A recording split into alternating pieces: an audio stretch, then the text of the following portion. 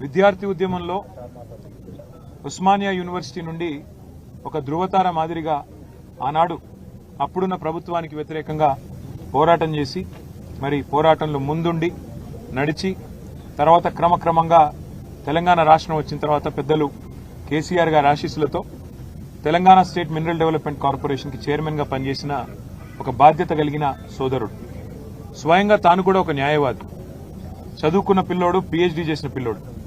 మరి అట్లాంటి తమ్ముడు గత 2.5 సంవత్సరాలుగా ఒకటే పని చేస్తా ఉన్నాడు. ఈ ప్రభుత్వంలో జరుగుతున్న అవినీతిని అడుగడుగునా ప్రశ్నిస్తున్నాడు, బయటపెడుతున్నాడు.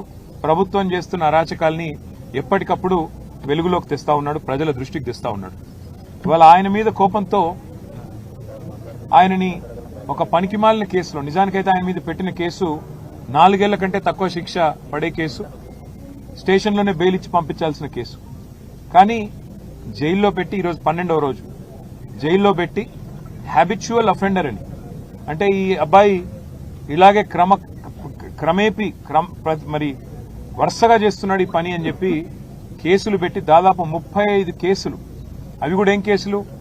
ముఖ్యమంత్రి రేవంత్ రెడ్డి గారి ప్రభుత్వం ప్రపంచ సుందరి పోటీలు ఏవైతే ఇక్కడ జరిగినాయో అందులో మిస్ ఇంగ్లాండ్ ని వేధించింది, 2 కాంగ్రెస్ నాయకులు ఆ అమ్మాయిని సెక్షువల్లీ హరాస్ చేసినారు అని ట్వీట్ చేస్తే ఒక కేసు.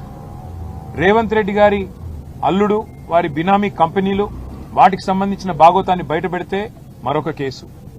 రేవంత్ రెడ్డి గారి బావమరిది సుజన్ రెడ్డికి అమృత్లో కాంట్రాక్ట్లు ఎట్లా ఇస్తారు, కేంద్ర ప్రభుత్వం మీరు కుమ్మక్కయ్యారు అని చెప్పి అది బయటికి తీసుకొస్తే మరొక కేసు.